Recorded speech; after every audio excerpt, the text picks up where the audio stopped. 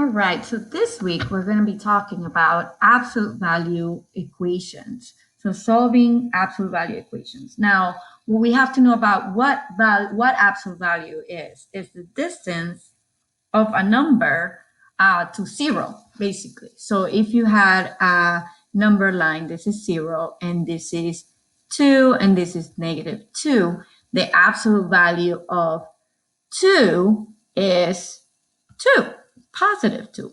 Absolute, so distance is always positive. So the absolute value of -2 is also +2. So the absolute value of 2 is the positive. It's a distance of the number to 0. The absolute value of -2 is also 2 because distance is positive, okay? So that's pretty much what we have. Now, when we deal with variables inside absolute value expression, so like say in this one, there's an expression and it's inside absolute value. So it looks like this little 2 lines, that's the symbol for absolute value. Then you have to find out the distance from the negative side and also the positive side. So let's think about what that means. First, in this case, we simplify anything that's outside of on this side of the equation where the absolute value is. Once that's simplified like this one, then we have two cases. We have where this is one case, and then this is one case when -9. Why? Because x can be negative or positive. So we need to find out in both cases what would be the value for x. So we take off the absolute value and we solve it as we would solve it normally. So x equals 3. And then in this case, we have 3x equals -9. So we divide by 3 and then x equals -3. So these are both cases. So your answer will look like 3 and then -3 with this squiggly lines. It's called a set notation. All right, so it's not a point. It's not a, this is like x and y. This is one possible value of x, and this is the other possible value for x. So we don't use parentheses. We use this set notation, it's called. All right, so the same thing here, right? So we have two cases. We have -3r equals 9 or -3r equals -9. Now notice that it's just the answer that changes, right? All right, so now we solve how we normally solve. Divided by -3, that goes away, and then r equals -3, or well, that would be divided by -3, so it's +3. So r equals +3. So my answers are either that or that. So these are the two possible values for x. All right, so say we have something like this. So in this case, same thing, we're gonna do exactly the same thing. So we have two case scenarios. We have one that's like that, so 5x is the same thing that happens there, equals 16, or we have -4 plus 5x equals -16. Notice that the only one that changes is this one. So we have two possible scenarios here. So now we solve. We add 4 on both sides, goes the way, 5x equals 20, and then x equals 4. And then or we have +4 plus 4, that goes away, and then we have 5x equals -16 plus 4, that's -12, right? -12, and then you divide by 5, and that doesn't divide, so the possible scenarios are 4, and we leave the fraction, 12/5. Okay, and I'm done there. All right, let's do one more of these, and then we can do something like that. Let's do this. So we have 1 minus 5a equals 29, or 1 minus 5a equals -29. All right, let's do that. So -1 minus 1, that goes away, and then negative 5a equals 28.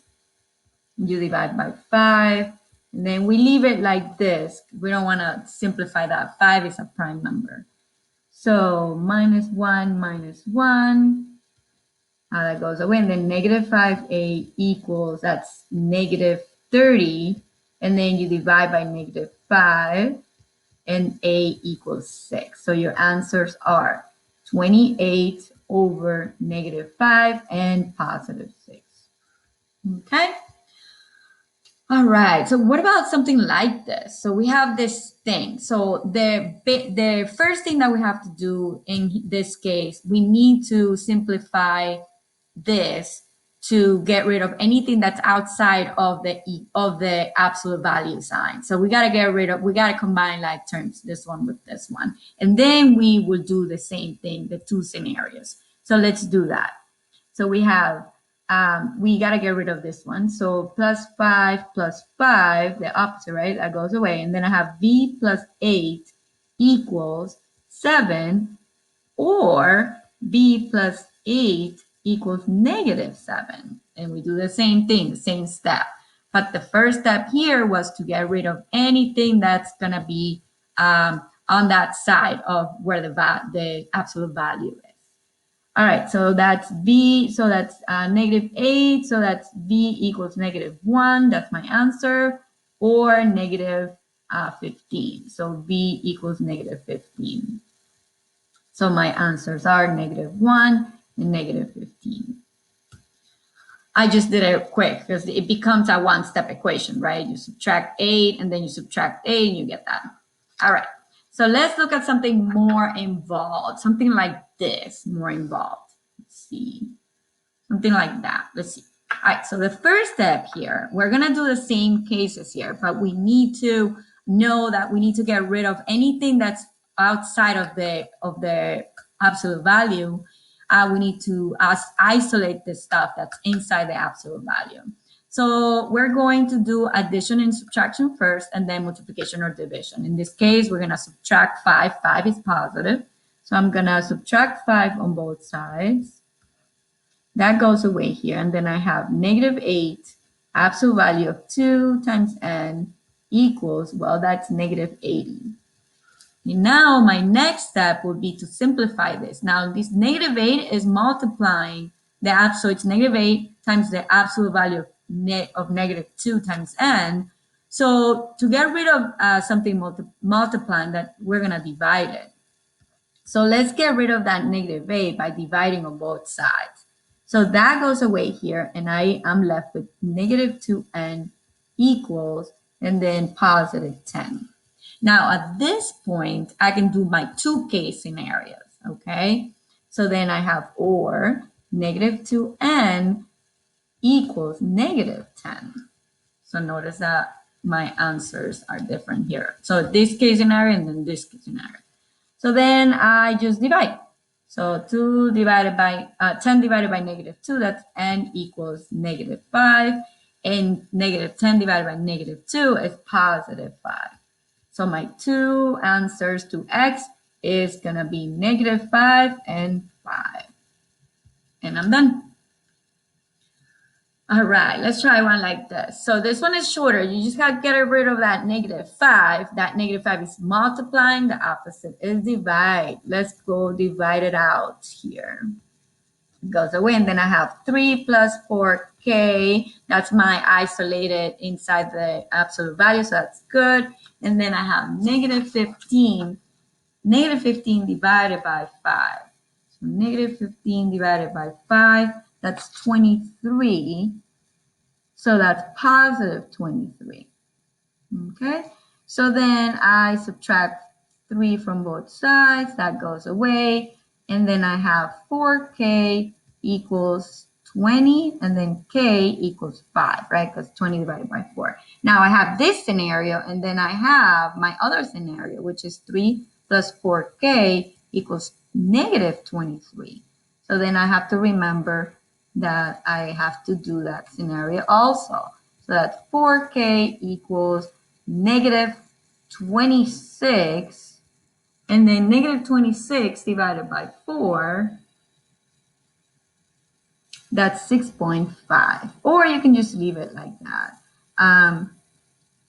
Divided by 4. So that that also simplifies to negative 13 over 2. So my two scenarios are 5 and that one. And I'm done. All right, let's try another one here. Something like this, more involved. All right, so get rid of anything that's adding or subtracting first, and then we're gonna get rid of that negative 5 that's multiplying, so I'm gonna have to divide it. All right, let's do that. So that's minus 2, that 2 is positive, right? So that goes away, and then I have negative 5, and then I have the absolute value of that inside, and then I have negative 75. And now at this point, I'm going to get rid of that 5 by dividing. It goes away. And then I have my two scenarios. I have 5m minus 5, and then divide 75 divided by 5. It's 15, it's positive 15. Now, since this scenario is positive, my other scenario would be negative. So once you get to this point where the inside the absolute value is isolated, then you can do the two scenarios. Okay. Now plus 5, that's 20. So m equals 4. I'll give you the answers quick. So that's plus 5, that's negative 10, and then m equals 2. So then you have that the two possible values are 4 and 2. Is it negative? Is it? Yeah, it's negative 2. All right. All right.